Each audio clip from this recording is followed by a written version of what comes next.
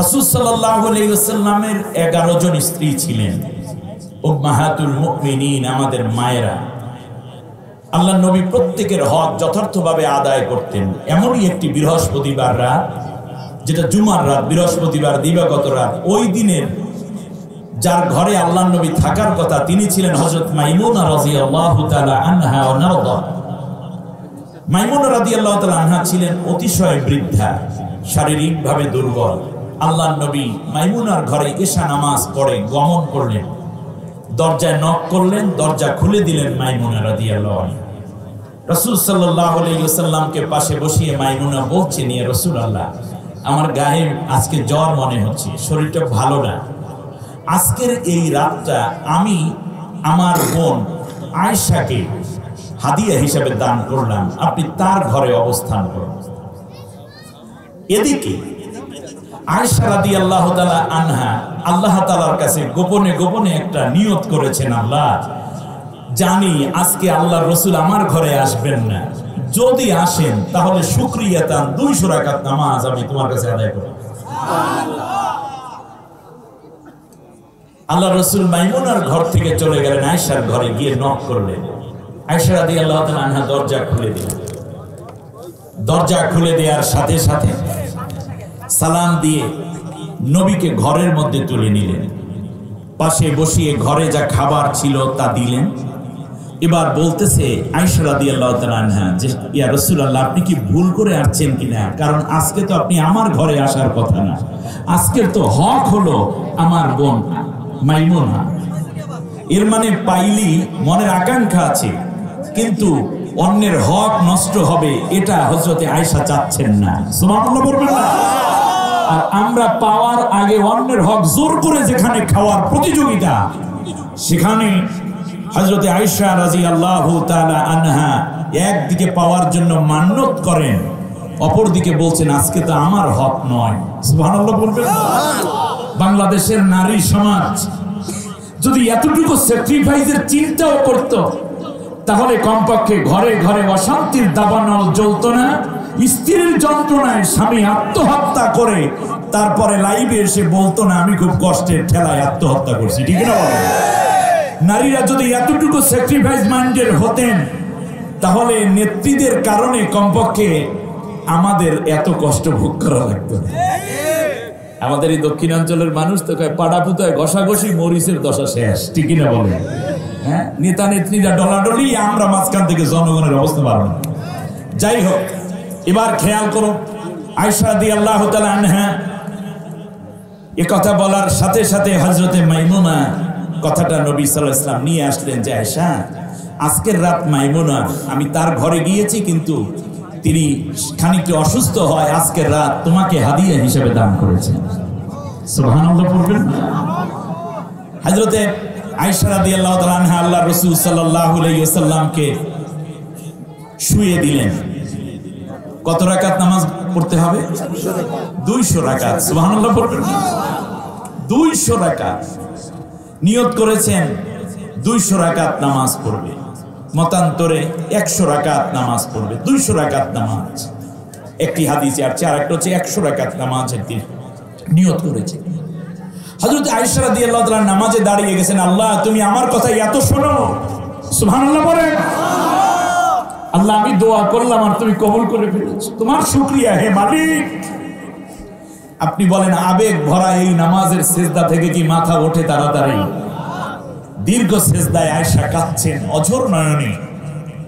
আল্লাহর নবী বিছনায় এপিটোপিট করছেন।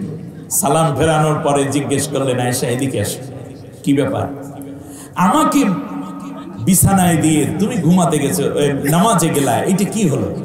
বললো, ইয়া রাসূলুল্লাহ, এই ঘটনা, আল্লাহ আমার দোয়া কবুল করেছে, শুকরিয়া। বলে, কত রাকাত নামাজ? কয় 200 রাকাত। কয় পড়ছো কয় রাকাত? কয় রাসূল 2 রাকাত পড়ছি। আল্লাহ রাসূল বলেন, এই 2 রাকাত মানি 200 রাকাত। বললেন, ইয়া রাসূল এটা কেন?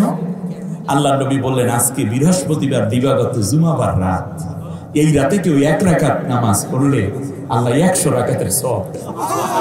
এই রাতে কেউ একবার সুবহানাল্লাহ বললে 100 বার সুবহানাল্লাহ পড়ার সওয়াব দেয়। এই রাতে কেউ 1 রাকাত নামাজকে আল্লাহ 100 রাকাত সওয়াব দেন। এই রাতে কেউ 1 টাকা দান করলে আল্লাহ 100 টাকার সওয়াব দান করেন।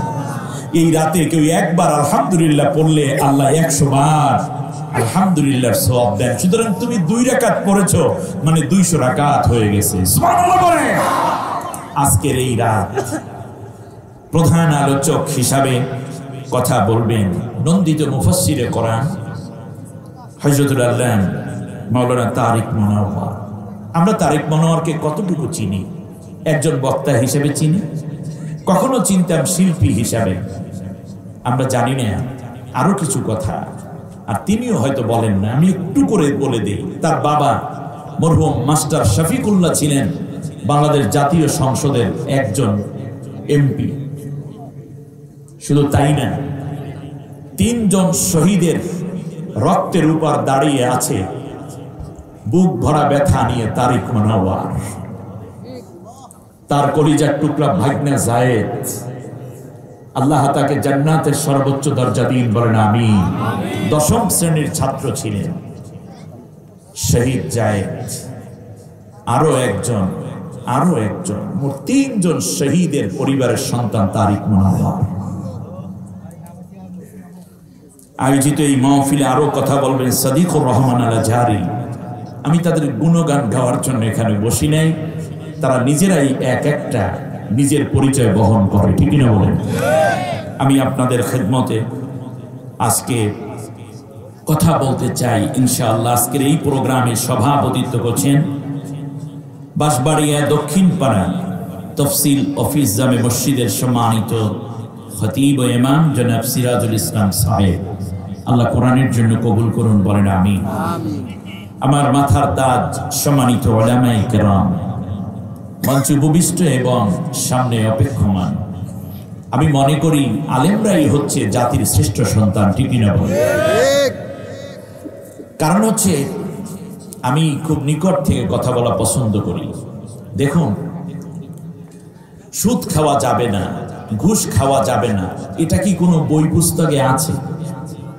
আলেম ওলামারা এই কথাগুলো আমাদেরকে জানাইয়ে রাখছেন, ঠিক না বলেন? কোরআন হাদিসের কথা। কোন পুলিশ কি আমাদেরকে বলেছে জেনা করা যাবে না? মা বাবার খেদমত করো। আমাদের কোন এমপি মন্ত্রীরা কি বলেছেন যে তোমরা বিপর্দা করো না, তোমরা মালে ভেজাল মিশাইও না, কিংবা তোমরা সুদ ঘুষ খাইও না, দুর্নীতি করো না, তোমরা মা বাবার খেদমত করো, প্রতিবেশীর হক আদায় করো? আমাদের কোন এমপি মন্ত্রী মেম্বার চেয়ারম্যানরা কি এই কথা বলেছেন? কোন মেম্বার চেয়ারম্যান কি কথা বলেছেন জনগণের মাল চুরি করা যাবে না? বরং প্রত্যেকটা জায়গায় দেখেছি কেউ না কেউ এই অন্যায়ের সাথে কেহ প্রকাশ্য কিংবা গোপনে জড়িয়ে আছে, ঠিক না বলে? তাহলে এই যে মা বাবার খেদমত, অন্যের দিকে লুলুপ দৃষ্টি তাকাইও না, অন্যের সম্পদ লুণ্ঠন করো না, জেনা করো না, সুদ খাইও না, ঘুষ খাইও না, মা বাবার খেদমত করো, মুরব্বীদের সম্মান করো, মানে ভেজাল মিশাইও না, এই সব ভালো ভালো কথা। নামাজ পড়ো, রোজা রাখো, হজ করো, যাকাত দাও, সাদাকা দাও, ইয়াতিমের দায়ভার বহন করো, কোরআনের কথা বলো, কোরআনের পথে চলো, তাহাজ্জুদ পড়ো, আল্লাহর জিকির করো। এই সব কথাগুলো শুনাইয়া এই জাতিকে যতটুকু ভালো রেখেছেন তারা কারা?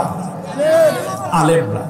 দুঃখজনক ভাবে যারা এই অন্যায় কাজগুলো করতে চান এবং করতে খুব আনন্দ বোধ করেন, তারা মানবীয় দুর্বলতার কারণে তারা এই আলেম যারা দেখতেছে তাদের এই যে খারাপ কাজের বাধার সৃষ্টি করে যে আলেমরা, এই জন্যই কতিপয় লোক তাদের বাধা দানকারী হিসাবেই তাদের খারাপ কাজের প্রতিবন্ধক হিসাবে উলামায়ে কেরামদের উপর বিভিন্ন গালিগালাজ, তোহমাত, জেল, জুলুম, নির্যাতন, নিপীড়ন চালিয়ে যাচ্ছে। এর থেকে বাঁচার উপায় হচ্ছে আমরা আলেমদের সাথে থাকবো। আলেম ওলামা যেখানে আমরা যাব, কথায় এক কিনা বলেন? সম্মানিত মুরব্বিয়ানে কেরাম, যুবক ভাইয়েরা, পর্দার অন্তরালে সম্মানিতা মা বোন, অন্য ধর্মাবলম্বী ভাই বোনদেরকে আন্তরিক মোবারকবাদ জানিয়ে আমার নির্ধারিত বিষয়ের উপরে আমি কথা বলবো ইনশাআল্লাহ বিমাশিয়াতিল্লাহ ওয়া বিফাদলিল্লাহ। মিডিয়া, প্রচুর ভাইয়েরা মিডিয়া নিয়ে হাজির হয়ে গেছেন, অনেক মিডিয়া, আলহামদুলিল্লাহ। আল্লাহ যেন তাদেরকে এই হক কথাগুলোকে সুন্দরভাবে নিজের মতো না, আমি যেভাবে বলি, আমরা যেভাবে বলি, সেইটাকে জাতির কাছে যথার্থভাবে পৌঁছে দিবেন। নিজেদের মতো করে ইয়ার দিয়ে তারপরে বক্তাদেরকে কালার করে আপনারা আমাদের ক্ষতিটা করবেন না প্লিজ। কারণ আমরা স্লিপ অফ টার্ন, অনেক কথা বললে কিছু ভুল তো হয়, তাই কিনা বলেন? তো যেই কথাগুলো জাতির জন্য ক্ষতি হয়, দুই একটা কথা যদি হয়ে পড়ে, দয়া করে ওইগুলো ডিলিট করে দিবেন। যেটা ভালো কথা, হেদায়েতের কথা, এগুলো আপনাদের বিবেচনা দিয়ে ভালো রেখে আপনারা জাতির সামনে দিবেন। এই কাজগুলোকে আল্লাহ সাদাকায়ে জারিয়া হিসেবে সকলকে কবুল করুন। সম্মানিত ভাইরা, আমি সোজা চলে যাচ্ছি আল্লাহ রাব্বুল আলামিনের কোরআনের কাছে। আমরা আলোচ্য বিষয়টা একটু বলে দেই, তাহলে আপনাদের কথা শুনতে মজা লাগবে। আলোচ্য বিষয় হচ্ছে হালাল ও হারাম, বিশেষ করে সুদ ও ঘুষের উপরে আমাকে কথা বলার জন্য মনে হয় ফার্স্ট ব্র্যাকেট দিয়ে আমাদের প্রিয় রবিউল ভাই বোঝাতে চেয়েছেন। আমি এই জায়গায় থাকি। আমি আপনাদের কাছে প্রথমে জানতে চাই, সুদ এবং ঘুষ এটা হালাল না হারাম? আচ্ছা, হারাম কেন এটা একটু বলি, তাহলে আপনারা বুঝবেন। খুব জ্ঞানীদের জন্য আমি কথা বলছি, আশা করি আপনারা বুঝে নেবেন। আল্লাহর নবী বলেছেন, মান ক্বরাআল কুরআনা ফাস্তাজহারাহু ফাআহাল্লা হালালাহু ওয়া হাররামা হারামাহু আদখালাহুল্লাহুল জান্নাহ ওয়া শাফাআহু ফি আশরাতি আহলিন মিন বাইতিহি কুল্লুহুম ফাদ ওয়াজাবাত লাহুন নার। আল্লাহ নবী বলেন, যেই ব্যক্তি কোরআন পড়ল, কোরআন বুঝল, কোরআনের কথাগুলো বিশ্ববাসীর কাছে স্পষ্ট করে প্রকাশ করে দিল, কোনো বিষয় গোপন করে নাই, যা জেনেছে তা বুঝিয়ে দিল, জানাইয়া দিল, কোরআনের মধ্যে যা হালাল আছে সেইগুলো গ্রহণ করলো, আর যা হারাম আছে সেইগুলোকে বর্জন করলো। আল্লাহ রাব্বুল আলামিনের হাবিব আমাদেরকে সুসংবাদ দিচ্ছেন, এই ব্যক্তি অবশ্যই জান্নাতে যাবে। আদখালাহুল্লাহুল জান্নাহ, আল্লাহ তাকে জান্নাতে প্রবেশ করাবে। সুসংবাদ দিচ্ছেন আমাদের রাসূল। সুবহানাল্লাহ বলবেন না? নবীজি সুসংবাদ দিলেন। এরপরে নবী বলছেন, শুধু একা প্রবেশ করবে না, বরং ওয়াশাফাআহু ফি আশরাতিন মিন আহলি বাইতিহি কুল্লুহুম ক্বাদ ওয়াজাবাত লাহুন নার। ওই ব্যক্তি এমন 10 জনকে সুপারিশ করে তার পরিবার, তার স্বজনদের মধ্য থেকে জান্নাতে নেয়ার জন্য আল্লাহর কাছ থেকে পারমিশন পাবে, যাদের উপরে জাহান্নাম ওয়াজিব হয়ে গিয়েছিল। এর মানে আজকের এই আলোচনা জাতির প্রয়োজনে কত বেশি উপকারের ভূমিকা পালন করতে পারে আপনারা বুঝুন। যে যদি আপনি হালালকে হালাল জেনে গ্রহণ করেন, হারামকে হারাম বুঝে বর্জন করেন, আপনি জান্নাতে যাচ্ছেন। আর আপনি একাই জান্নাতে যাচ্ছেন না, বরং আপনি আপনার দাদা, চাচা, বাবা, খালু, মামা, ফুফি কিংবা মা, দিদি, দাদি যাই বলেন, এদের মধ্য থেকে 10 জনকে, কমপক্ষে 10 জনকে সুপারিশ করে জান্নাতে নেওয়ার মতো ক্যাপাবিলিটি এবং কোয়ালিটি আজকে আপনি অর্জন করতে যাচ্ছেন। আল্লাহ আমাদেরকে হক বোঝার তৌফিক দিন। আমরা সবাই বলি আমিন। আচ্ছা, এবারে আসুন, কোনটা হালাল এবং কোনটা হারাম এ কথা বলবেন কে? আল্লাহ। জোরে বলেন, কে বলবেন? আল্লাহ বলবেন, আল্লাহর রাসূল। তার কারণ আল হালালু বায়ানুন ওয়া হারামু বায়ান। হালাল স্পষ্ট, হারাম স্পষ্ট হয়ে গেছে।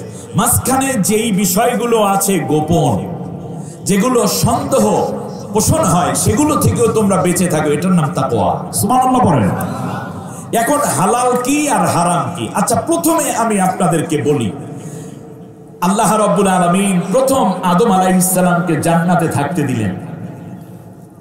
আল্লাহ রাব্বুল আলামিন বললেন, ইয়া আদম উসকুন আনতা ওয়া যাওজুকাল জান্নাতা ওয়া কুলা মিনহা রাগাদান হাইসু শি'তুমা ولا تقربا هذه الشجرة فتكونا من الظالمين। হে আদম, তুমি তোমার স্ত্রীকে নিয়ে জান্নাতে বাস করো। সুবহানাল্লাহ। দেখছেন, ইসলামের পারিবারিক নীতির এটা প্রথম আয়াত। যে আদম তুমি তোমার স্ত্রীকে নিয়ে বাস করো, তাহলে বোঝা গেল বসবাসের জন্য একজন স্ত্রী দরকার, ঠিক না বলেন? এই যারা বিয়ের উপযুক্ত সবাই বিয়ে করবা, হালাল পন্থায় বিয়ে করবা। আর আল্লাহ অন্য জায়গায় নির্দেশ দিয়েছেন ওয়ানকিহু আয়ামা মিনকুম, তোমাদের মধ্যে যারা অবিবাহিত আছে সবাইকে বিয়ে পড়াই দাও। সুবহানাল্লাহ বলেন। বিয়ে পড়াই দাও। ছেলের বয়স হয়ে গেছে অনেক বেশি, মেয়ের বয়স হয়ে গেছে, বিয়ে দিচ্ছেন না, এখনো প্রতিষ্ঠিত হয়নি, এই বিয়ে তাকে প্রতিষ্ঠিত করে দিবি। আল্লাহর নবী বলেছেন 3 শ্রেণীর মানুষের রিজিকের দায়িত্ব আল্লাহ নিজে পালন করেন, তার মধ্যে ওই যুবক যে নিজের সতীত্বকে হেফাজত করার জন্য বিয়ে করেছে। সুবহানাল্লাহ বলেন। আমার ভাইয়েরা খেয়াল করুন, বিয়ের পরে আল্লাহ রাব্বুল আলামিন বললেন ও আদম তুমি তোমার বউরে নিয়ে বাস করো, তাহলে বোঝা যায় পরিবারের প্রধান হবে স্বামী, স্বামী বাস করবে স্ত্রীকে নিয়ে। অ্যাডমিনিস্ট্রেটর মানে হচ্ছে প্রশাসনিক ক্ষমতা থাকবে কার হাতে? স্বামীর হাতে। এই জন্য আমরা যেখানে যাই আমাদের বউকে সেখানে নিয়ে যেতে হয়। তাহলে আদম বাস করবে হাওয়াকে নিয়ে। যদি আল্লাহ বলতেন তুমি তোমার বউয়ের সাথে বাস করো, তাহলে খবর আছে প্রত্যেক পুরুষ গরজামাই থাকা লাগবে, ঠিক না বলেন? আল্লাহ সিস্টেম করে দিলেন। এরপরে আল্লাহ রাব্বুল আলামিন এখানে প্রায়োরিটি দেওয়ার পরেই বললেন আদম কিন্তু খাবার দাবারের ক্ষেত্রে দুইজন একত্রে খাও, অকুলা তাসনিয়ার সিগা না, তো তোমরা দুইজনে খাও। এখানে যদি আল্লাহ বলতেন ওয়াকুল আনতা ওয়া জাওজুকা, যেমন বলেছেন উসকুন আনতা ওয়া জাওজুকা, তাহলে খবর আছে। এর মানে আগে পুরুষরা খাবে, তারপর কিছু থাকলে স্ত্রীরা খাবে, এই অবস্থা তৈরি হতো। কিন্তু খাবার দাবার, ওঠা বসা, সামাজিক নিরাপত্তা এবং পোশাক পরিচ্ছদ, বাসস্থানের সুবিধা, অর্থনৈতিক সুবিধার ক্ষেত্রে আল্লাহ তাআলা দুইজনকে সমান করে দিলেন। যেই নারীরা আজকে নারী অধিকারের জন্য রাস্তায় নেমেছো, তোমরা তো জানোই না, তোমাদেরকে তো প্রথমেই আল্লাহ সৃষ্টির শুরু থেকে বলেছেন ওয়াকুলা, তোমরা দুইজনে খাবে, পড়বে, সবাই সমান। সুবহানাল্লাহ বলেন। ওয়াকুলা, দুইজনের সমান খাও। কিন্তু একটা কথা আছে, একটা জিনিস আমি নিষিদ্ধ করে দিয়েছি, খেয়াল করেছেন? এর মানে হালাল করা হয়েছে সব, স্টপ করা হয়েছে একটা জায়গায়। ওয়ালা তাকরাবা হাযিহিশ শাজারাতা ফাতাকুনা মিনাল যালিমিন, এই গাছটার নিকটেও যাবে না। যদি এই গাছের কাছে যাও তাহলে তোমরা জালেম হয়ে যাবে। এর মানে আল্লাহ যা নিষেধ করেছেন সেটা হারাম, আর ওই হারাম কাজ যারা করে তারা জুলুম করে, তারা জালেম। ক্লিয়ার কিনা? কোনো ভেজাল আছে? নাই। সোজা বুঝে নেন, যেটা হারাম, এই হারাম যারা করে, হারাম যারা খায়, তারা জালেম। এজন্য আদম আলাইহিস সালাম ভুল করলেন, গাছের ফল খাইলেন, কিন্তু দোয়া করতেছেন জালেম এর জুলুমতের মাপ পাওয়ার জন্য। আল্লাহ বলছেন ফাতাকুনা মিনাজ জালিমিন, তোমরা জালেম হয়ে যাবা। আর আল্লাহ বলেন ফাতালাক্কা আদামু মির রাব্বিহি কালিমাতিন ফাতাবা আলাইহি ইন্নাহু হুয়াত তাওয়াবুর রহিম। এরপর আমি আদম আমার কাছে তওবা করেছে, আমি মাফ করে দিয়েছি। এরপরে তার দোয়া কবুল করে আবার জান্নাতি করে নিয়েছি। সুবহানাল্লাহ বলেন। তাহলে এখানে জুলুমটা কি হলো? এজন্য দেখুন ফাতাকুনা মিনাজ জালিমিন, কাফিরিন বলে নাই। তাহলে যারা এই পৃথিবীতে হারামের সাথে জড়িয়ে আছে, আল্লাহর ভাষায় তারা কি? জালিম। জোরে বলেন কি? জালিম। এজন্য আদম কি বলতেছে? রব্বানা যালামনা, দেখছেন যালামনা, কাফারনা বলে নাই, বলছেন কি? তো এই যে ফাতাকুনা মিনাজ জালিমিন, ওই কাজ করার কারণে আমি কি হয়ে গেছি? জালেম হয়ে গেছি। জালেম হওয়ার কারণে মাফ চাইতে হবে। আল্লাহ জালেমদেরকে মাফ করে দিবেন। অতএব আজকে আমি যে হারাম বিষয়গুলো বলবো, যদি আপনি আজকে তওবা করেন, আদম আলাইহিস সালামকে আল্লাহ যেভাবে মাফ করে দিয়েছেন, আপনি আমি আজকে সেইভাবে মাফ পেয়ে যাব। খুব গোড়ার কথা। এত সংক্ষিপ্ত টাইমে এত বড় বিশাল আলোচনা ভাই শেষ করা যায় না। তবে একটা জিনিস আমি মনে হয় আপনাদেরকে দেওয়ার চেষ্টা করব, যদি বেশি করে দোয়া করেন আর ইখলাসের সাথে বসেন, আর না হলে হবে না। এবার খেয়াল করুন, আদম আলাইহিস সালাম বলেন রব্বানা যালামনা আনফুসানা ওয়া ইল্লাম তাগফির লানা ওয়া তারহামনা লানাকুনান্না মিনাল খাসিরিন। আদম আলাইহিস সালাম বললেন রব্বুল আলামিন, তোমার নিষিদ্ধ জিনিস তুমি যা নিষেধ করেছো তা তো খেয়ে ফেলেছি। আল্লাহ তাআলা তোমার কাছে আমি দোয়া করি, আল্লাহ কোনদিন আর এই কাজ আমি করব না, তুমি যদি আমাদেরকে মাফ না করো আর তুমি যদি রহম না দাও তাহলে আমি জলিল খার হয়ে যাব। এর মানে হচ্ছে হারাম জিনিস যারা ভক্ষণ করে তারা শেষ পর্যায়ে ধ্বংস হয়ে যায়। হারামের পথে যারা ধ্বংস হয়ে যায় তারা, ঠিক না বলেন? আদম বুঝতে পেরেছেন আল্লাহর নিষিদ্ধ জিনিস নেওয়ার রেজাল্ট হচ্ছে কি? ধ্বংস হয়ে যাওয়া। এখন আল্লাহ রাব্বুল আলামিন মাফ করে দিলেন। এখন আমি আপনাদেরকে আল্লাহর নিষিদ্ধ জিনিস, আল্লাহর অবৈধ জিনিস কেউ যদি গ্রহণ করে তার প্রথম সিম্পটমটা কি? আদম আলাইহিস সালাম যখন ফালাম্মা যাকাশ শাজারা, আল্লাহ রাব্বুল আলামিন বললেন, যখন আমি আদমকে বললাম এত নাজ নেয়ামত দিলাম তুমি সবকিছু খাইও, গাছটার নিকটবর্তীও হয় না, যখন সে ফাওয়াসওয়াসা লাহুমাশ শাইতান, শয়তান তাদের দুইজনকে প্রতারিত করলো, ওয়াসওয়াসা দিল। এরপর আদম আলাইহিস সালাম যখন এই ফলটা খাইলেন, আল্লাহর নিষিদ্ধ জিনিস, আল্লাহ যা অবৈধ করেছেন, আল্লাহ যা নিষেধ করে দিয়েছেন, এই জিনিসগুলো যখন কারো ভেতরে গ্রহণ করে, কারো ভেতরে যায়, সর্বপ্রথম একটা সিমটম শুরু হয়। সেই সিমটমটা হলো উলাঙ্গপনা। আমি বুঝাইতে পারি নাই। প্রথম সিমটম আপনি দেখেন, টিকা নেয়ার পরে কারো কারো গায়ে জ্বর ওঠে, শিশুদের বিশেষ করে, না? যখন আপনি পোলিও, ডিপথেরিয়া, হোপিং কাশি এই টিকাগুলো নেয় না, একটা টিকা আছে যেটা নিলে কি হবে, গায়ে কি উঠবে? জ্বর উঠবে। এটা কিন্তু একটা টিকা। ডাক্তারকে ফোন দিলাম যে ডাক্তার সাহেব ছেলের গায়ে জ্বর তো 102, বলল হুজুর তাই টিকায় কাজ করেছে। টিকায় কি করেছে? কাজ করেছে। এর মানে হচ্ছে টিকাটা ভেতরে গিয়ে কাজ হচ্ছে। এই জন্য আদম আলাইহিস সালাম যে এবং হাওয়া আলাইহিস সালাম যে তার ভিতরে আল্লাহর নিষিদ্ধ জিনিস ভিতরে ঢুকে পড়েছে, তার বাইরে একটা সিমটম শুরু হয়ে গেছে। সিমটমটা কি? সেটা প্রথম সিমটমই হচ্ছে হাওয়া এবং আদম আলাইহিস সালামের শরীর থেকে তাদের গায়ের যে পোশাক ছিল, পোশাক খুলে গেছে। এটা হচ্ছে কি? আল্লাহর অবৈধ জিনিস ভেতরে যাওয়ার প্রথম আলামত। মনে রাখবেন, এই পৃথিবীতে যদি কেউ সুদ খায়, যদি কেউ ঘুষ খায়, যদি কেউ দুর্নীতি করে, কেউ যদি চুরি করে, কেউ যদি ডাকাতি করে, কেউ যদি অবৈধভাবে সম্পদ আহরণ করে, আরোহণ করে, গ্রহণ করে, তাহলে প্রথম সিমটম এই ব্যক্তি আর পর্দা করতে পারবে না। হাজার চেষ্টা করেও তার স্ত্রীকে আর গায়ে মাথায় বোরকা পরাইয়া রাখতে পারবে না। এমনকি তার কন্যাটিকে হাজার চেষ্টা করেও কমপক্ষে মাথায় ওড়না এবং নাকে স্কার্ফ পরানোর সুযোগ পাবে না। তার কারণ বাবা কিংবা স্বামী অথবা ভাইয়ের অর্জিত সম্পদ হারাম হওয়ার কারণে তার শরীরের মধ্যে যেই অংশটা ঢুকেছে, এর প্রথম প্রতিক্রিয়াই হয়েছে সে বেপর্দা হয়ে যাবে। বিশ্বের দ্বিতীয় বৃহত্তম মুসলিম রাষ্ট্রে নারীদের এই চূড়ান্ত বেপর্দা দেখে মনেই হচ্ছে আমার জাতির বেশিরভাগ মানুষ হারাম খাবারের মধ্যে জড়িয়ে গেছে।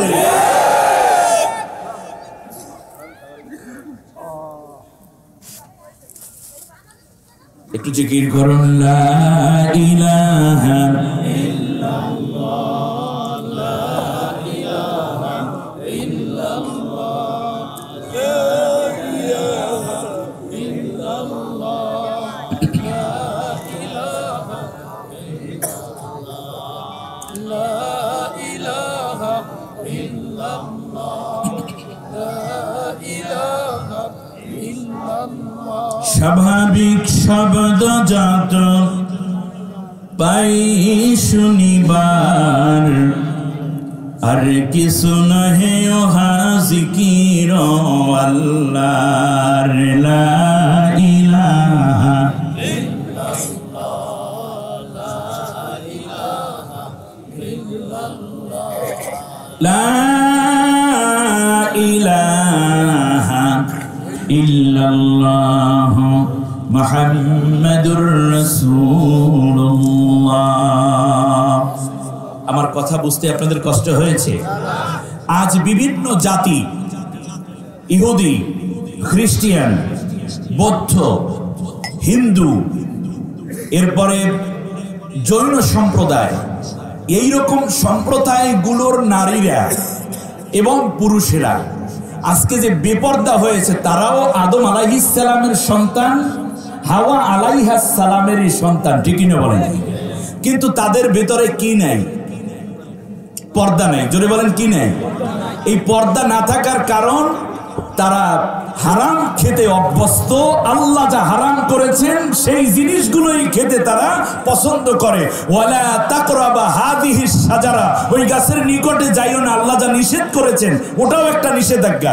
দুনিয়াতে আল্লাহ রাব্বুল আলামিন আদম আলাইহিস সালাম হাওয়াকে পাঠাইয়া দিলেন, পাঠাইয়া বললেন এখানে তোমরা যেভাবে এখানে ছিলা, কত খাবার ছিল তোমাদের, কত আয়োজন ছিল তোমাদের, কিন্তু সব বাদ দিয়ে শয়তান তোমাদেরকে ওয়াসওয়াসা দিয়ে বলল মা নাহাকুমা রাব্বুকুমা আন তিলকুমা শাজারা, এই গাছের নিকটে যেতে আল্লাহ তোমাদের আসলে নিষেধ করে নাই, বরং হে আদম হাল আদুল্লুকুম আলা শাজারাতিল খুলদ, আমি কি তোমাদেরকে একটা চিরন্তন বৃক্ষের সুসংবাদ দেব? আর সেটা হচ্ছে এই যে যেই গাছের নিকটে আল্লাহ যেতে নিষেধ করেছেন, যা খেতে আল্লাহ নিষেধ করেছেন, এই খাবারটা যদি তোমরা খেতে পারো তাহলে আল্লাহরও সাধ্য নাই এই জান্নাত থেকে তোমাদেরকে ফালাইয়ে দেবে। সংস্কারমূলক কাজ করে রাষ্ট্র। নামাজ কায়েম এই শব্দটা আয়াত শোনার সাথে সাথে মনে করবেন এটা মদিনার আয়াত। জিনার শাস্তি এটা সাথে সাথে মনে করেন এটা মদিনার আয়াত, এটা মক্কার আয়াত না। চোরের হাত কেটে দাও, ডাকাতকে এভাবে শাস্তি দাও, এই আয়াতগুলো মদিনার আয়াত নয়, এটা মক্কার আয়াত নয়, এগুলো মদিনার আয়াত। তার কারণে এই দায়িত্ব পালন করে কে? জোরে বলেন কে? সরকার এবং রাষ্ট্র। বিগত 100 বছর যদি বলি বাংলাদেশের প্রেক্ষাপটে সারসিনার হুজুর, চরমনার হুজুর, মোকামিয়া, ফুরফুরা, জয়নপুর, সেখান থেকে নিয়ে তাবলীগ জামাতের ভাইয়েরা, আলিয়ার আলেমরা, কওমির আলেমরা, মসজিদের খতিবরা, ময়দানের বক্তারা সুদ হারাম সুদ হারাম সুদ হারাম করতে করতে গলা দিয়ে রক্ত বের হয়েছে। আমার আগের বক্তারাও বলেছে, তার আগের বক্তারা মুরব্বীরা বলে বলে চলে গেছেন। আপনারা বলুন দেশে সুদ কমেছে না বেড়েছে? তাহলে বোঝা যায় সুদের এই আয়াতটা ওয়াজের বিষয় নয়, এটা রাষ্ট্রের বিষয়। স্বরাষ্ট্রমন্ত্রী যখন বাজেট যখন অর্থমন্ত্রী বাজেট ঘোষণা করবেন এত হাজার কোটি টাকার, তিনি ঘোষণা করে দিবেন টোটাল অর্থ ব্যবস্থা ডিল হবে, মুনাফার উপর একটি পয়সাও সুদ থাকবে না। তাহলেই বোঝা যাবে কেবলমাত্র আল্লাহর এই আয়াত বাস্তবায়িত হয়েছে। ওয়াজ তো কম করলাম না। পর্দা করেন, পর্দা করেন, পর্দা করেন, পর্দা করতে করতে করতে করতে করতে করতে পর্দা খাইয়ে বলেছে বিড়ালে। আমাদের এই দক্ষিণ অঞ্চলে পর্দা বলে কি রে যেন না, ওটাও পর্দা বলে। আর একটা পর্দা আছে প্রজাপতিকে পর্দা বলে। বিশেষ করে রসের হাড়ির মধ্যে এই পর্দা বেশি পড়ে, ঠিকই না বলেন? আপনি খেয়াল করুন, এই পর্দা রসের হাড়িতে পড়ে শেষ। এই পর্দার ওয়াজ তো ছিল মদিনায় আল্লাহর নবীর উপরে, ওয়াকরনা ফি বুয়ুতিকুন্না ওয়ালা তাবাররাজনা তাবাররুজাল জাহিলিয়াতিল উলা, ঘরে অবস্থান করো, বাইরে যেতে হলে তোমরা পর্দা পুশিদা মতো যাও। নারীরা কিভাবে যাবে আল্লাহ নির্দেশ দিয়েছেন, আর কিচ্ছু করা লাগে নাই। রাষ্ট্র শুধু শুনাইয়া দেশে সব নারীরা পর্দা পুশিদা শুরু করে দিয়েছে। সুবহানাল্লাহ বলেন। রাষ্ট্রীয় নিরাপত্তার জন্য এই বেপর্দা হলে জিনা ধর্ষণ হয়।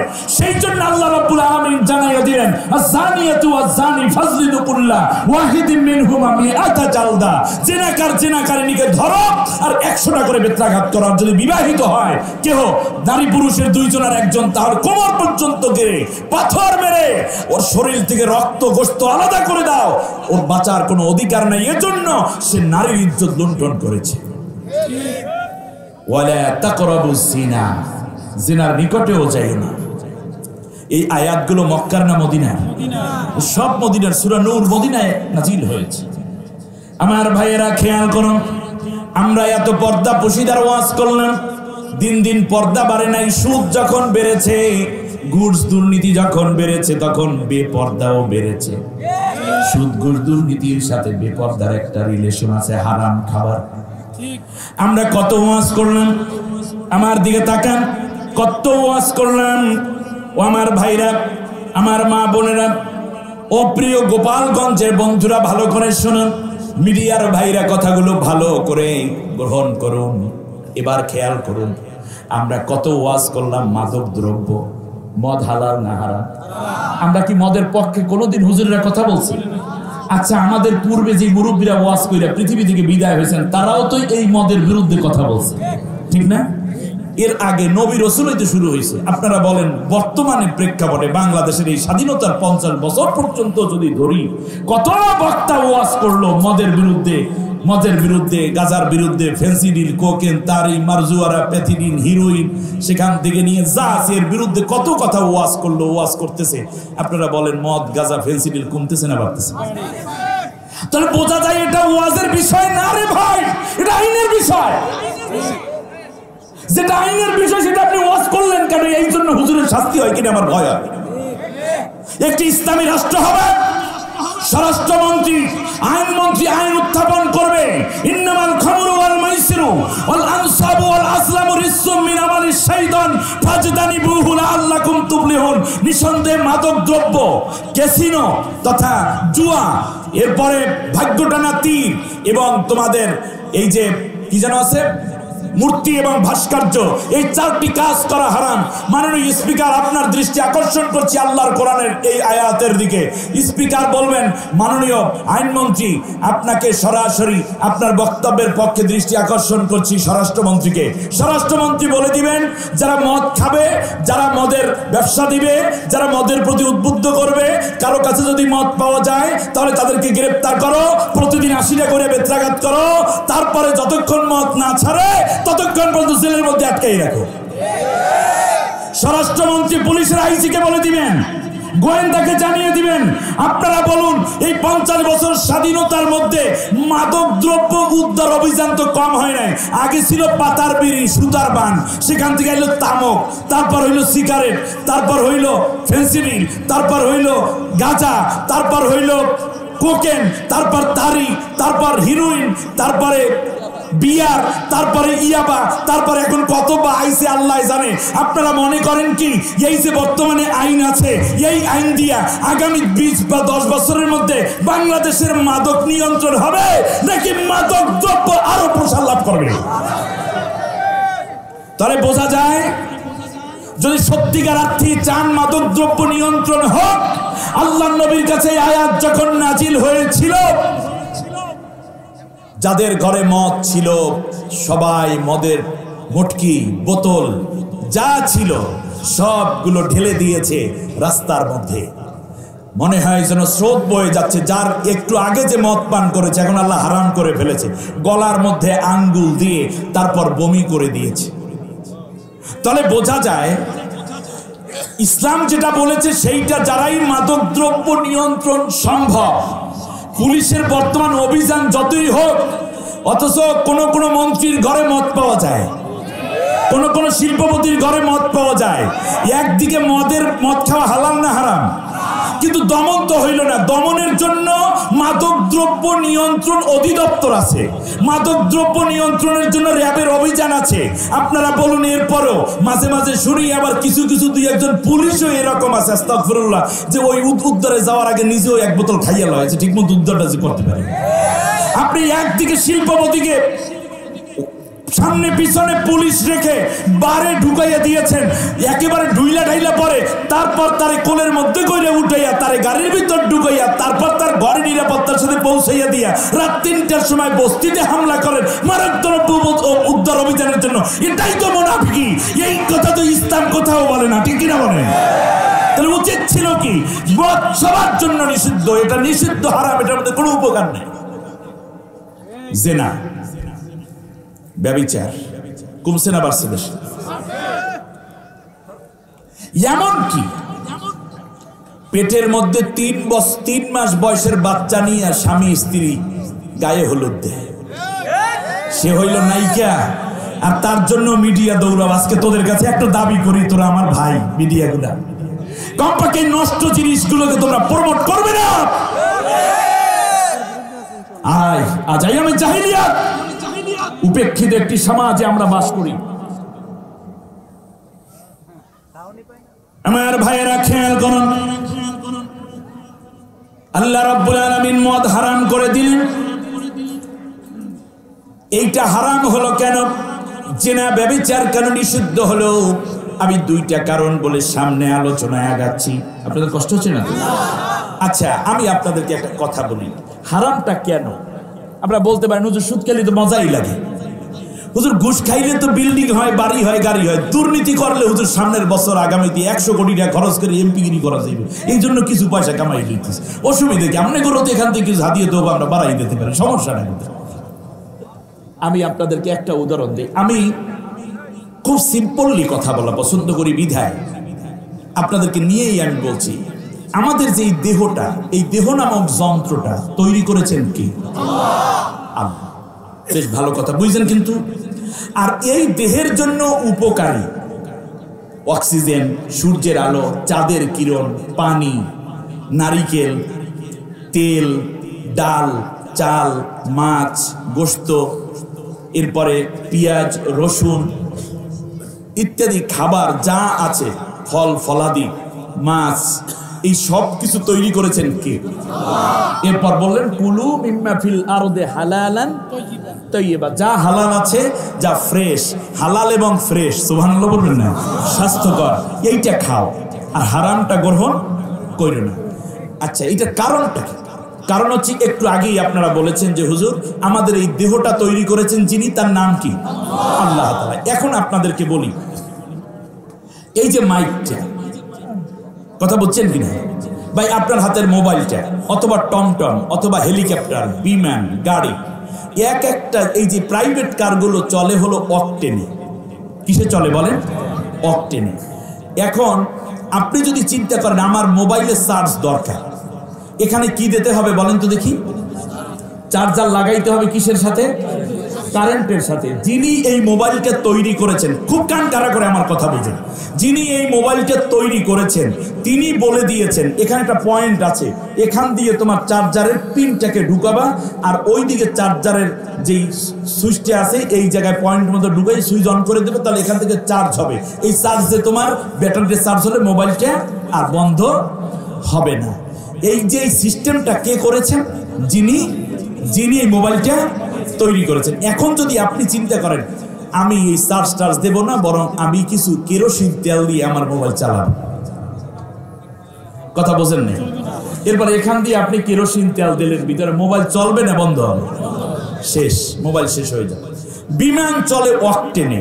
কেউ যদি চিন্তা করে এই অকটেনের চাইতে আমি একটু দামি উপাদান দেখি নারিকেল তেল দিয়ে চালাবো, চলবে না, ক্রাস্ট হবে, বিমান ক্রাস্ট হবে। প্রাইভেট কারগুলো চলে অকটেনে। কেউ যদি চিন্তা করে না আমি অকটেন দিয়ে চালাবো না, সরিষার তেল দিয়ে চালাবো, চলবে না, নষ্ট হবে, নষ্ট হবে। তার কারণ যেই যন্ত্র যিনি আবিষ্কার করেন, তৈরি করেন, তিনি বলে দেন এই যন্ত্র অপারেট করার জন্য, চলার জন্য কি কি উপাদান দরকার। ঠিক তেমনি আল্লাহ আমাদেরকে তৈরি করেছেন। আমাদের এই জীবনটা আল্লাহ তাআলা দিয়েছেন। আমার চোখ, আমার কিডনি, আমার লিভার, আমার মুখ, আমার লিভার ফাংশন, আমার হার্ট, আমার কিডনি, আমার পাকস্থলী, আমার গোশত, আমার হাড্ডি কিভাবে চলবে, কোন উপাদান দিয়ে এইগুলো ভালো চলবে, সেই খাবারগুলোকে আল্লাহ তাআলা আমাদের এই ইঞ্জিনে দেওয়াকে হালাল করেছেন। আর যেই জিনিসগুলো দিলে আমাদের এই দেহ নামক ইঞ্জিনটা ক্রাশ হয়ে যাবে, নষ্ট হয়ে যাবে, জান্নাতে যাওয়ার অনুপযোগী হয়ে যাবে, ওই উপাদানগুলো আল্লাহ তৈরি করেছেন। কিন্তু আমাদের জন্য আল্লাহ এতই বেশি রেড সিগন্যাল দিয়ে রেখেছেন, ওইগুলোর নাম দিয়েছেন হারাম। এর মানে সুদের পয়সা মানব দেহের জন্য নয়, ঈমানের জন্য নয়, তাকওয়ার জন্য নয়, এই জন্য এটা হারাম।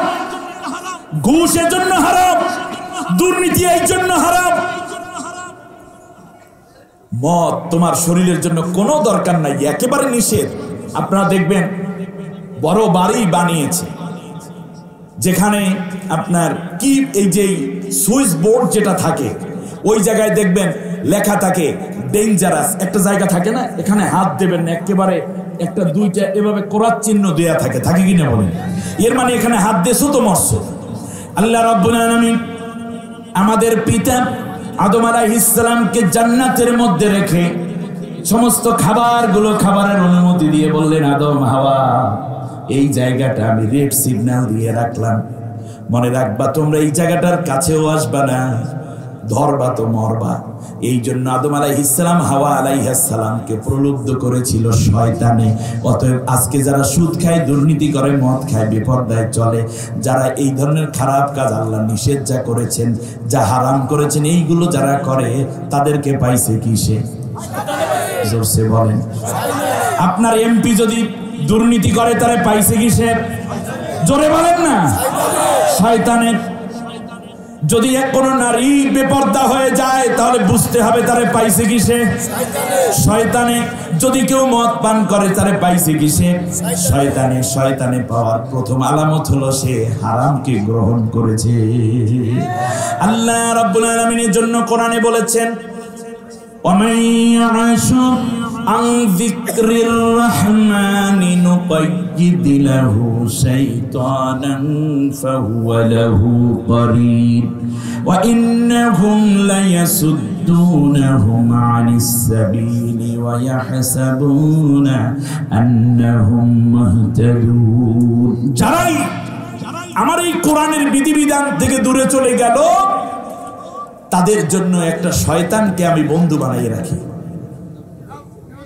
এর মানে কোরআনের শাসন, কোরআনের আইন, কোরআনের বিধান, কোরআনের হুকুমত, কোরআন ভিত্তিক ব্যক্তি, পরিবার, সমাজ, রাষ্ট্র থেকে আপনি দূরে চলে গেছেন, মানে আপনার শয়তানে ধরছে। আর শয়তানে ধরলে সে শয়তানি করে, আর শয়তানি করলে হারাম খায়, আর হারাম খাইলে উলঙ্গপনা আসে, মানবতা শেষ হয়ে যায়, জুলুম করে। এই জন্য আল্লাহ বলছেন যদি খাও তাই জালেম হয়ে যাবে। সমাজের মধ্যে এত জুলুমের কারণ কি? মূল কারণ হচ্ছে যে পুলিশ জুলুম করে, যে র্যাব জুলুম করে, যে বিচারপতি জুলুম করে, যে এমপি জুলুম করে, যে মন্ত্রী জুলুম করে, নিঃসন্দেহে তার পেটের ভিতর হারাম দিয়ে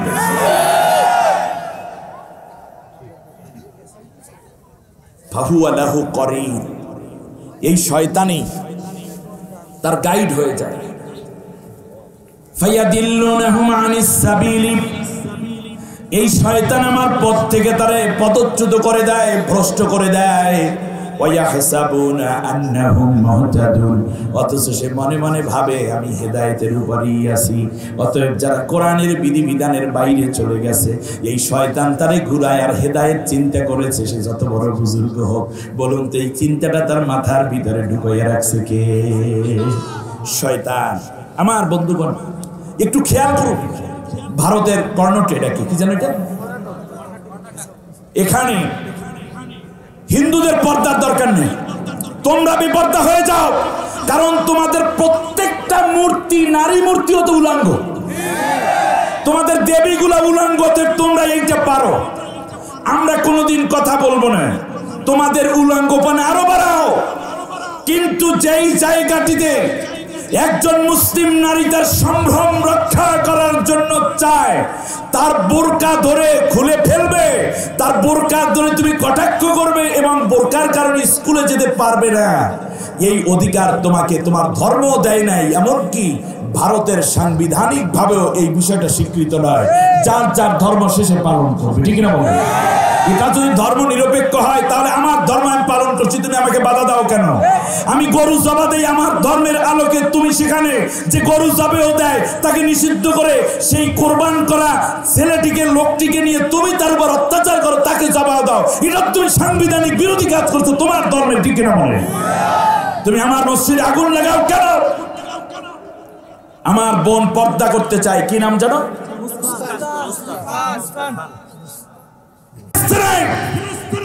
প্রতিদিন মুসলমানদের রক্তে রঞ্জিত হচ্ছে ইহুদিদের গুলির আঘাতে। কাশ্মীরে ভারতীয় সৈন্যবাহিনীর গুলির আঘাতে মুসলমানদের রক্ত যাচ্ছে, সন্তান যাচ্ছে, নারীর ঘর পুড়িয়ে দিচ্ছে। সিরিয়ায় ঘর বাড়ি হামলা করে শেষ করে দিয়েছে, কিন্তু এরপরেও একজন বেপরদাগী নারী আপনারা খুঁজে পাবেন না।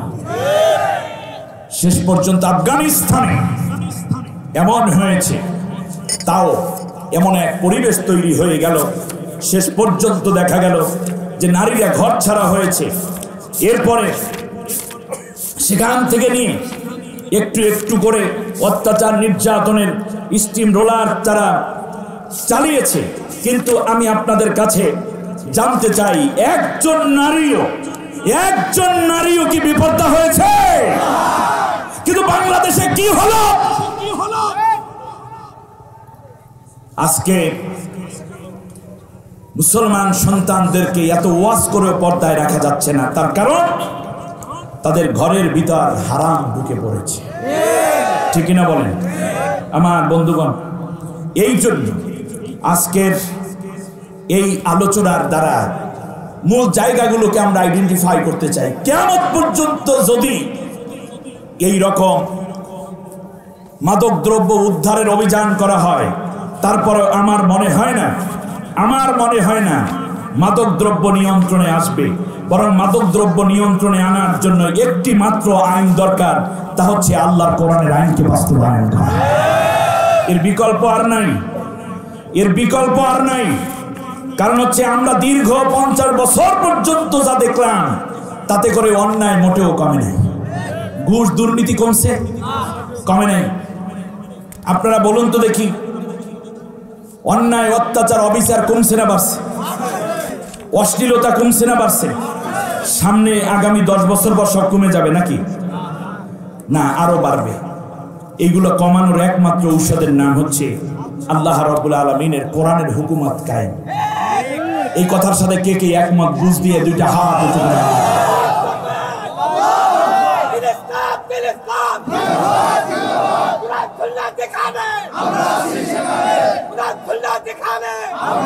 আল্লাহ কবুল করুন, বলেন আমিন। সম্মানিত ভাইরা, এবারে আমরা চলে যাচ্ছি। আমরা যে ভুলগুলো করতেছিলাম সেটা হচ্ছে আমরা আল্লাহর আইনকে নিয়েছি ওয়াজের উপকরণ। ঠিক না বলেন? সেই জায়গা থেকে আমি আজকে আপনাদের উদ্দেশ্যে ছোট্ট করে একটু কথা বলতে চাই। আল্লাহর নবীর সময় আমরা কি চেয়েছি? আরে কার কাছে বলি এই কথা? আফসোস, তাবলীগ জামাতের ভাইরা, পীরেরা, কওমি আলেম ভাইয়েরা, আলিয়ার আলেমরা, মোমেনরা, জেনারেল শিক্ষিতরা, সবাইকে আমি বলছি, পুলিশ, র্যাব, গোয়েন্দা, এমপি, মন্ত্রী, সবাইকে অনুরোধ করছি, আমরা চেয়েছিলাম সব মানুষ নামাজি হোক। ঠিক না? তাবলীগের সবচেয়ে বড় দাওয়াত কি বলে? আমি 3 চিল্লার সাথে সব মানুষ কি হোক। আপনারা বলেন সব মানুষকে এই 50 বছরে নামাজি হয়েছে? কিন্তু আপনি বলেন নবীর সময়, আল্লাহ রসুলের সময় কি এত মসজিদ ছিল, এত তাবলীগ ছিল? কিন্তু একজনও কি বেনামাজি ছিল না।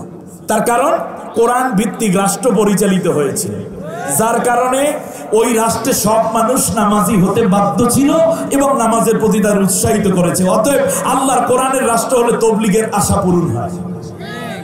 সব মানুষ নামাজি হোক, রোজাদার হোক, সুদ ঘুষ বন্ধ হোক, এটা তো সব পিসাবেরা চান। 50 বছরে 100 বছরে পারেন নাই। আল্লাহ নবীর সময় এত পীরও ছিল না, এত খানকাও ছিল না, এত মুরিদও ছিল না, কিন্তু একটা পয়সাও কি ঘুষ ছিল? বিশ্বনবী সাল্লাল্লাহু আলাইহি ওয়াসাল্লাম কান খাড়া করেছেন। মদিনায় হঠাৎ করে কিছুটা দুর্ভিক্ষ দেখা দিল। বিশ্বনবী সাল্লাল্লাহু আলাইহি ওয়াসাল্লাম ঘোষণা করে দিলেন, ও আমার সাহাবীরা, সবাইকে জানাইয়া দাও, যাদের সাহায্য নেওয়া দরকার বাইতুল মালের মধ্য থেকে তাদের সকাল থেকে আগামীকাল ফজরের পর থেকে সাহায্য দেওয়া হবে। নারী পুরুষ যার যার খাবারের প্রয়োজন আল্লাহর নবীর কাছে চলে আসলো।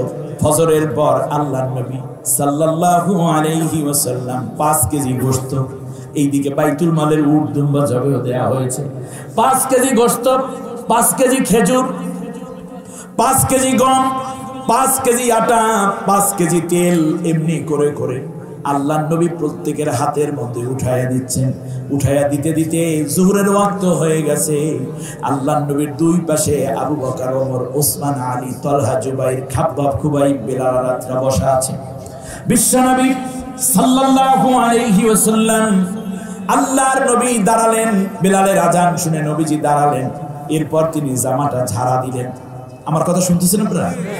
এভাবে আল্লাহর নবী জামা ঝাড়লেন, রুমাল ঝেড়ে নিলেন, এমনকি পকেটের মধ্যে হাত দিয়ে বিশ্বনবী সাল্লাল্লাহু আলাইহি ওয়াসাল্লাম এইভাবে পকেটটা উল্টালেন। এই যে দেখুন, পকেট উল্টানো যায় কিনা? পকেট উল্টানো যায় না এভাবে ভেতরে।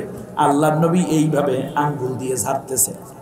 হযরত আবু বকর রাদিয়াল্লাহু তাআলা আনহু আশ্চর্যান্বিত হয়ে আল্লাহর রাসূলকে জিজ্ঞেস করলেন, ইয়া রাসূলুল্লাহ, আপনি এটা কি করছেন এবং কেন করছেন? আল্লাহর রাসূল বললেন, ও আবু বকর শোনো, এতক্ষণ পর্যন্ত রাষ্ট্রীয় মাল আমি বন্টন করে দিয়েছি। এর যদি একটা গমের কণা কিংবা একটা জবের কণাও যদি আমি মুহাম্মদুর রাসূলুল্লাহর পকেটের মধ্যে থেকে যায়, আর এই অবস্থায় যদি আমি নামাজে দাঁড়াই, আমার বিশ্বাস এই নামাজ আল্লাহ রাব্বুল আলামিনের দরবারে কবুল হবে না। একটু খেয়াল করুন, জবাবদিহিতা তাকওয়া কাকে বলে? দুর্নীতিমুক্ত সমাজ তো 50 বছরও কায়েম করতে পারেন নাই, বরং আরো বেড়েছে, সামনে আরো বাড়বে। দুর্নীতিমুক্ত সমাজ যদি রাজনীতিবিদ সত্যি চান, তাহলে আর কোনো বিকল্প রাস্তা নাই। আল্লাহর কোরআন ভিত্তিক একটি রাষ্ট্র যারা কায়েম করতে চান, তাদেরকে রাষ্ট্র ক্ষমতায় যাওয়ার সুযোগ করে দেন, দেখবেন দুর্নীতিমুক্ত একটি রাষ্ট্র আমরা উপহার দিতে সক্ষম হব।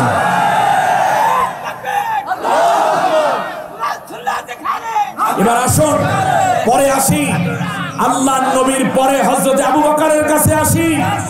আবু বকর রাদিয়াল্লাহু তাআলা আনহু রাসূল সাল্লাল্লাহু আলাইহি ওয়াসাল্লামের ওয়াফাতের পরে রাষ্ট্র ক্ষমতায় অধিষ্ঠিত। বিশ্বনবী সাল্লাল্লাহু আলাইহি ওয়াসাল্লামের এই প্রিয় কলিজার টুকরা সাহাবী জোহরের সালাত আদায় করে শোনান, ঘরের ভিতর ঢুকলেন। স্ত্রী রান্না করে রেখেছে দুম্বার গোশত, পাত্রের মধ্যে এক টুকরা উঠাইয়া স্ত্রীর দিকে যাচ্ছে। ওহ প্রাণের স্ত্রী, উম্মে রুম্মার নাম, চমৎকার রান্না করেছে তুমি। স্ত্রী জিহ্বার মধ্যে কামড় দিলেন, কপালে হাত দিয়ে বললেন, কি করছেন আপনি? খলিফাতুল মুসলিমিন, আপনি কি করছেন? বলল, কি হয়েছে? বলল যে এই গোশত তো আমাদের না, এই গোশত হলো বাইতুল মাল থেকে দেয়া হয়েছে ইয়াতীমদেরকে দেওয়ার জন্য, এটা আমাদের খাবার না।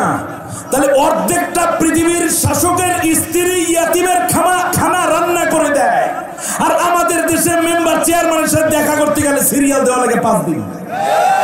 সে রাষ্ট্র চালান আপনি? শুনুন, হযরতে আবু বকর বললেন, আচ্ছা ঠিক আছে, আমাকে পানি দাও। পানি দেয়া হলো। আবু বকর রাদিয়াল্লাহু তাআলা আনহু পানি পান করলেন, পেট ভরে পানি পান করলেন এবং 2টা আঙ্গুল গলার মধ্যে পুশ করলেন। বমি হলো। বমি হওয়ার দ্বারা তিনি ক্লান্ত হলেন, পেটের পানি বের হলো। উদ্দেশ্য ছিল গোশত টুকরা যেন বের হয়ে যায়, কিন্তু খেয়াল করে দেখুন গোশত তো বের হয়নি, বরং তিনি ক্লান্ত হলেন। বলেন, আবার পানি দাও।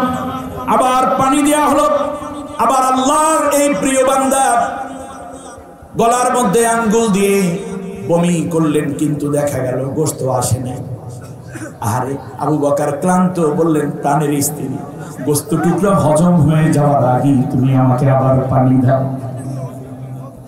পরকালীন জবাবদিহিতা, আল্লাহর ভয় যদি না হলে যত এমপি বানান, মন্ত্রী বানান, পুলিশ বানান, র‍্যাব বানান, মেম্বার চেয়ারম্যান যা বানাবেন, আগে যা খাইছে তার চেয়ে বেশি খাই দেশটাকে ঝোলাফা করে দেবে।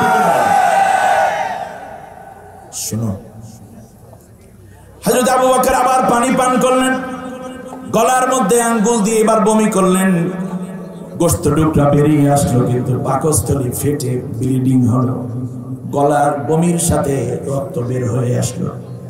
হযরত আবু বকর রাদিয়াল্লাহু তাআলা আনহু গোশত টুকরাকে এভাবে ধরলেন, চোখের পানি মুছতে মুছতে বললেন, এক টুকরা গোশত তুমি মাত্র, কিন্তু তুমি যদি আমার শরীরের সাথে মিশে যাইতা, তাহলে আল্লাহর নবী বলেছেন, কুল্লু লাহমিন নাবাতা মিনাস সুহতি কানাতিন নারু আওলা লাহু, যেই রক্ত এবং গোশত হারাম বস্তু থেকে তৈরি হবে, এই গোশত এবং রক্ত কোনোদিন জান্নাতে যাবে না, এটা জাহান্নামে যাবে।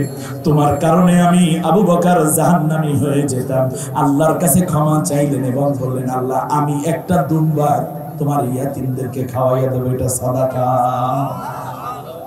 আবু বকরের জিন্দেগীর পরে চলে আসতেন হযরত ওমর ফারুক রাদিয়াল্লাহু তাআলা আনহুর সময়। ওমর ফারুক রাদিয়াল্লাহু তাআলা আনহু গভীর রাতে তিনি রাষ্ট্রীয় দায়িত্ব পালন করছেন, লেখালেখির কাজ। ওই রাষ্ট্রের প্রায় অর্ধেকটা পৃথিবীর শাসন করছেন হযরত ওমর। এই বিশাল রাষ্ট্রের চিফ জাস্টিসের দায়িত্ব পালন করেন হযরত আলী রাদিয়াল্লাহু তাআলা আনহু। গভীর রাত্রি আলী রাদিয়াল্লাহু তাআলা আনহু এসে হযরত ওমরের দরজায় নক করলেন, টুক টুক করে আওয়াজ দিলেন। হযরত ওমর জিজ্ঞেস করলেন, এই রাত্রে কে তুমি? বলল, আনা আলী, আমি আলী এসেছি। হযরত ওমর রাদিয়াল্লাহু তাআলা আনহু দরজা খুলে দিলেন। দুইজন দাঁড়ানো, বাতিটা জ্বলতেছে, বাতিটা ল্যাম্প কপি, আমাদের এই দক্ষিণাঞ্চলে চেরাগ বললে তাড়াতাড়ি, চেরাগ জ্বলতেছে, দুইজন দাঁড়ানো। হযরত ওমর জিজ্ঞেস করলেন, আলী এত গভীর রাত্রে তুমি আমার কাছে কেন এসেছো? হযরতে আলী বললেন, পারিবারিক বিষয়ে একটা জরুরি আলোচনা করতে এসেছি। পারিবারিক ব্যাপারে জরুরি আলোচনা করতে এসেছি, কারণ পারিবারিক কিছু বিষয় একান্ত মুরব্বীদের সাথে পরামর্শ করা হয় না। হযরত ওমর রাদিয়াল্লাহু তাআলা আনহু একটু নিচু হয়ে চেরাগটাকে উঠাইলেন, ফুদিয়া নিভাইয়া দিলেন। হযরতে আলী তখন দাঁড়ানো, ঘরের ভেতর থেকে বাতিটা জ্বালাইয়া অন্য চেরাগ ধরাইয়া নিয়ে আসলেন। এই ফাঁকে হযরতে আলী দেখলেন চেরাগ যেটা জ্বলতেছিল ওটার মধ্যে তেল আছে না নাই, দেখলেন তেল ভরা আছে। দুইজন আলোচনা করলেন, কথাবার্তা শেষ করে আলী চলে যাচ্ছেন, দরজা পর্যন্ত হযরতে ওমর আগাইয়া দিচ্ছেন। মাঝখানে জিজ্ঞেস করলেন, ওমর আপনি কি আমাকে চিনেন না? বলে চিনি। আমি চিফ জাস্টিস? বলে হ্যাঁ জানি। আমি হাসান হোসাইনের পিতা, আপনি কি ভুলে গেছেন? বললেন না ভুলিনি। আমি ফাতেমার স্বামী, আপনি কি ভুলে গেছেন? বলল না তা তো ভুলিনি। আমি যে জান্নাতের সুসংবাদ প্রাপ্ত একজন সাহাবী, আল্লাহর নবী যাকে আসাদুল্লাহ বলেছেন, আমি নবীর মেয়ের জামাই, আপনি কি তা ভুলে গেছেন? কয় না ভুলিনি, সব ঠিক আছে। আলী এমন করে তুমি কেন বলো? আমার ভাই একটু খুলে বলো। বলল যে এই পৃথিবীতেই এমন কোন ভদ্রতা আছে, ঘরে কোনো মেহমান আসলে কি কেউ চেরাগ নিভাইয়া অন্ধকারের মধ্যে মেহমানকে রাখে? আমি টেস্ট করে দেখলাম চেরাগের মধ্যে তেলও ভরা আছে। আপনি কেন এই চেরাগটা বন্ধ করে আমাকে অন্ধকারের মধ্যে রাখলেন? আমি লজ্জা বোধ করেছি। হযরতে ওমর রাদিয়াল্লাহু তাআলা আনহু বললেন, আলী রে, ওই চেরাগটা হলো রাষ্ট্রীয় টাকায় কেনা। ওর ভিতরে যে তেল ছিল এটা বাইতুল মালের টাকা দিয়ে কেনা তেল, আর আমি বসে বসে রাষ্ট্রের কাজ করতেছিলাম। এই জন্য তোমাকে যখন প্রশ্ন করলাম কেন এসেছো, তুমি বলেছো পারিবারিক আলোচনা করার জন্য আমি এসেছি। আমি মনে করেছি জনগণের তেল পুড়ে জনগণের চেরাগ জ্বালাইয়া পারিবারিক আলোচনা করা হারাম, এই জন্য আমি জনগণের চেরাগ নিভাইয়া দিয়া পারিবারিক আলোচনা করার জন্য পারিবারিক চেরাগ জ্বালাইয়া আলোচনা সেরেছি। হযরত আলী রাদিয়াল্লাহু তাআলা আনহু আবার অভিযোগ করলেন, আপনি এটা ভালোই করেছেন, কিন্তু একটা চেরাগ নিভাইয়া একজন চিফ জাস্টিসকে এইভাবে অন্ধকারে রেখে তারপরে আপনি অন্য চেরাগ আনতে গেলেন। এই মাঝখানে যদি জ্বালানো থাকতো চেরাগটা, ভদ্রতাও রক্ষা হতো, নয় 2-3 ফোঁটা তেল যাইতো, তাতে কি হতো? হযরতে ওমর আর সহ্য করতে পারলেন না।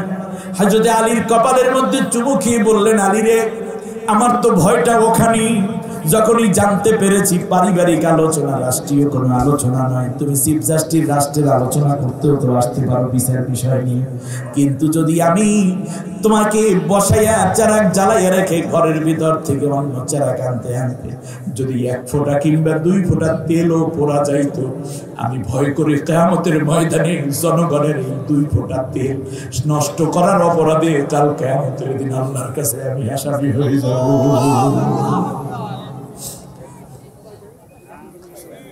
ওসি আসবে, ডিসি আসবে, পুলিশের আইজি আসবে, জাস্টিস আসবে বলে হাজার হাজার মানুষকে আপনি বসাইয়া রেখেছেন ফেরিঘাটে।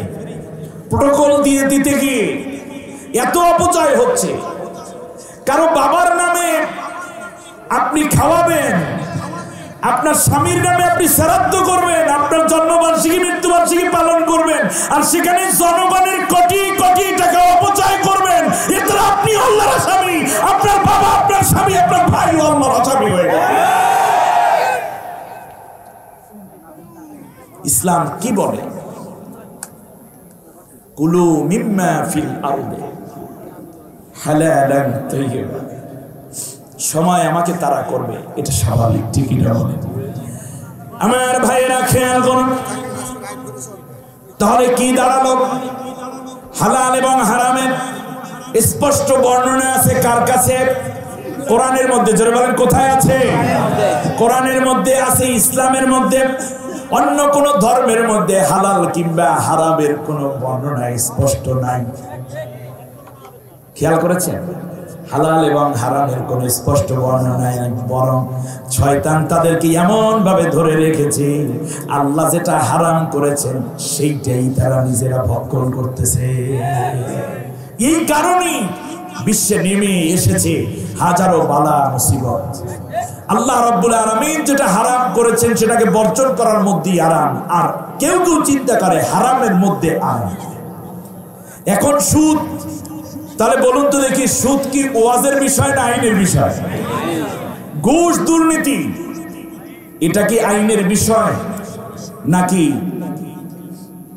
ওয়াজের বিষয়? হযরত আবু বকর রাদিয়াল্লাহু তাআলা ইন্তেকাল হয়ে যাবেন। ইন্তেকাল হওয়ার 3 দিন আগে তিনি 2 বার হঠাৎ বেহুশ হয়ে পড়লেন। হযরত ওমর, উসমান, আলী রিদওয়ানুল্লাহি তাআলা আলাইহিম আজমাইন তাকে দেখতে গেলেন একত্রে। হযরত আবু বকর রাদিয়াল্লাহু তাআলা আনহুর মুখ থেকে তখন কেমন যেন একটা পোড়া পোড়া গন্ধ আসছিল। অসুস্থ মানুষ, মুখ থেকে একটা গন্ধ আসছে। হযরত ওমর রাদিয়াল্লাহু আনহু একেবারে ডান পাশে খুব কাছে বসা। মুখের গন্ধটা পেয়ে তিনি তার মাথার রুমালটা একটু নাকের কাছে চেপে ধরলেন। চেপে ধরে বললেন, আবু বকর, আপনার মুখ থেকে এতটা পোড়া পোড়া গন্ধ আসে কেন, ব্যাপার কি? হযরত আবু বকর বললেন, ওমর চিন্তা করবে না, অচিরেই এই দুর্গন্ধ বন্ধ হয়ে যাবে। কারণ যেই দিন বিশ্বনবী পৃথিবী থেকে বিদায় হয়ে গেছেন, আমার প্রিয় নবী, আমার কলিজার টুকরা নবী, আমার নয়নের মণি, আমার হৃদয়ের নবী পৃথিবী থেকে যেই দিন বিদায় হয়ে গেছে, সেই দিন নবীর শোকে আমার কলিজাটা পুড়ে গেছে। ওই পোড়া কলিজার গন্ধ তোমরা এখন পাইতেছো, সেদিন বেশি দূরে নয়, অচিরেই আমি আমার নবীর সাথে দেখা হয়ে যাবে। আমি যেদিন মরে যাব, শুনতেছেন আপনারা? কেন এত বিত্ত বৈভব? আপনি মুসলিম, আপনার এত লালসা কেন? অন্যের সম্পদ লুণ্ঠন করে হারাম খাবার কেন এত আয়োজন? হযরত ওমর, আবু বকর বললেন, ওমর শোনো, যখন শুনবে আমি আবু বকর ইন্তেকাল হয়ে গেছি, তুমি আসবে এবং আমার গোসল দিবে, আমার জানাজা পড়াবে। সুবহানাল্লাহ। আরে এমন দলই তো করা দরকার যেই দলের আমির তার কর্মীর জানাজা পড়ে, কবরে রাখে, ঠিকই না? যেই সেক্রেটারির জানাজা পড়তে পারে আমির, আমিরের জানাজা পড়তে পারে সেক্রেটারি, এইরকম একটি দলই তো মুসলমানদের করা উচিত, ঠিক না? হযরত ওমরকে বলতেছেন, ওমর যখন শুনবে আমি আবু বকর বিদায় হয়ে গেছি, তোমরা আমার কাছে আসবে, আমাকে তুমি গোসল দিবে, তুমি জানাজা দিবে। ওমর, একটা কথা তোমাকে বলি, নতুন কোন কাফনের কাপড় আনতে বাজারে যাব না। আমার নিজের গায়ের ব্যবহৃত পুরাতন কাপড় আমি ধুয়ে সুন্দর করে পবিত্র কাপড় গায়ের মাপ দিয়ে ভাঁজ করে আমার মাপ দিয়ে কেটে কেটে ওই বাক্সর মধ্যে রেখে দিয়েছি। তার কারণ আমাকে যদি নতুন কাপড় দিয়ে তোমরা কাফন দাও, আর যদি রাষ্ট্র পরিচালনা করার ক্ষেত্রে কোনো ত্রুটি হয়ে যায়, আমি আবু বকর যদি আল্লাহর আদালতে ধরা পড়ে যাই, আমার বাইরে কবর বাধাই করা, রঙিন করা, জাকজমক করা, কিংবা কোথায় আমার কবর হলো, এইগুলো নিয়ে যদি তোমরা চিন্তা করো, কোনো লাভ নাই। তার কারণ কাফনের কাপড় উপর ভিত্তি করে জান্নাত জাহান্নাম হয় না। পুরান কাপড় দিয়ে কাফন জড়িয়ে দিবে, এরপরে তুমি জানাজা দিয়ে আমার লাশ আল্লাহর নবীর কদম মোবারকের পাশে রেখে দিবা। যদি আল্লাহর নবী অনুমতি দেন, তাহলে তার ডান কাঁধ বরাবরে আমারে শোয়াইয়ে দিও। আমার ভাইয়েরা খেয়াল করুন, আজকে যারা মন্ত্রী আছেন, আপনি মুসলমানের সন্তান, মুসলমানের এমপি মন্ত্রী, আপনি ডিসি, এসপি, র্যাব, গোয়েন্দা, সেনা, নৌ প্রধান, যাই হন না কেন, মেম্বার, চেয়ারম্যান, এমপি, মন্ত্রী, আপনি কার্ল মার্কস, লেনিন, মাও সেতুং, ডারউইন, ফ্রয়েড, হেগেলদের উত্তরসূরি নন। আপনি হচ্ছেন মুহাম্মদুর রাসূলুল্লাহ এবং আবু বকর, ওসমান, আলী, তলহা, জুবাইর, খাব্বাব, খুবাইব, বিলাল, আরবদের উত্তরসূরি। আপনার শরীরের মধ্যে হারাম যাওয়ার কথা না। অতএব আজকের এই জীবনে, ব্যক্তি জীবনে হারাম হচ্ছে, হারাম খাবার ভক্ষণ করা যাবে না। হারামের মধ্যে শুধুমাত্র শুয়ারের গোশতই হারাম এটা নয়, মাদক দ্রব্য হারাম এটাই নয়, বরং চুরি করাও হারাম, চোরাই মালও হারাম। ঠিক না বলেন? ডাকাতি করা হারাম, দুর্নীতি করা হারাম, দুর্নীতির মালটাও কি হারাম। অন্যের সম্পদ লুণ্ঠন করে ঠকাইয়া বোনের সম্পত্তি ভাই অন্যায় ভাবে নিয়ে গেছে, এটা হারাম আপনার জন্য। দ্রুত হারামকে বর্জন করুন। সামাজিক ভাবে হারাম হচ্ছে অন্যের হক নষ্ট করা। আপনার প্রতিবেশীকে আপনি কষ্ট দিচ্ছেন, এটা হারাম। আপনি মিথ্যা মামলা দিয়ে অন্য কাউকে আপনি নির্যাতন করছেন, এটা হারাম। এই কাজগুলো করা যাবেই না। ঠিক না বলেন? আপনি দেখুন, আমরা তাকদীরকে বিশ্বাস করি কিনা? আমার দিকে তাকান। তাকদীরকে বিশ্বাস করি কিনা? আচ্ছা, আমার তাকদীরে যদি লেখা থাকে আমি 1000 কোটি টাকার মালিক হব, ঠিক আছে কিনা? পথ হলো দুইটা, একটা হালাল পথ আর একটা হারাম পথ।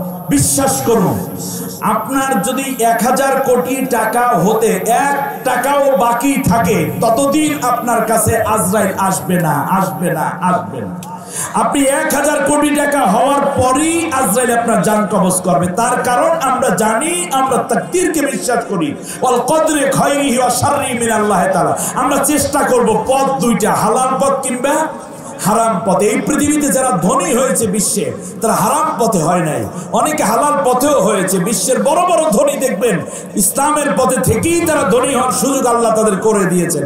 অতএব আপনি যদি পুলিশ হন, আপনি যদি চান আমার প্রমোশন হবে, অন্যায়ভাবে মিথ্যা মামলা দিয়ে অন্য কাউকে খামোখা তালাশ করে প্রমোশন তালাশের দরকার নাই। প্রমোশন হওয়ার পরে হতে পারে আপনি শেষই হয়ে গেছেন, বরং আপনি অপেক্ষা করুন। আপনি যদি আইজি হওয়ার তাকদীরে থাকে, পৃথিবীতে কেউ ঠেকাতে পারবে না। আইজি না হওয়া পর্যন্ত আপনার ইন্তেকালই হবে না। ঠিক না? সুতরাং হারাম পথে নয়। আমি যদি ছোট্ট স্মৃতিচারণ করি, বাবা, মা, ভাই, বোন, ভাবি, স্বজন, ছোট ভাই সবাইকে যখন অন্যায়ভাবে জুলুম করে এক রাতে হত্যা করা হলো, বাঁচাইয়া রেখেছেন আল্লাহ 2টা বোন। ঠিক আছে কিনা? 2 বোন এদেশে যায়, ওদেশে যায়, ইয়াতীম অসহায়ের মতো ঘরে, কিন্তু তাকদীরে ছিল তিনি প্রাইম মিনিস্টার হবেন। আল্লাহ প্রাইম মিনিস্টার বানায় দিয়েছেন। স্বামী মারা যাওয়ার পরে 2টা ইয়াতীম সন্তান নিয়ে আরেক নারী ঘুরতেছে, কোথায় যাব? আল্লাহ পর পর 3 বার মন্ত্রী, প্রধানমন্ত্রী বানাই দিয়েছে। এর মানে আপনার তাকদীরে যেটা আছে সেটা আপনি পাবেন। পথ 2টা, একটা বৈধ পথ আর একটা অবৈধ পথ। যদি আপনি অবৈধ পথে আসেন তাহলেও হবেন, বৈধ পথে আসেন তাহলেও হবেন। যতবার হওয়া তাকদীরে আছে ততবার হতে পারবেন। কিন্তু অবৈধভাবে গেলি, অবৈধভাবে সম্পদ আনলি, অবৈধভাবে আপনি কর্তৃত্ব করতে গেলে আল্লাহর কাছে জবাবদিহি করা লাগবে। আর যদি বৈধভাবে আসেন তাহলে আল্লাহ এটা নেক আমলে পরিণত করে জান্নাতি করে দিবেন।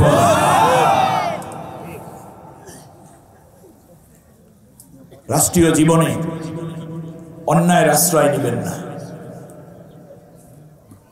হযরতে ওমর বিন আব্দুল আজিজ রাহিমাহুল্লাহ, তার শাসনামলে এই ঘটনাটা বলে আমি শেষ করছি।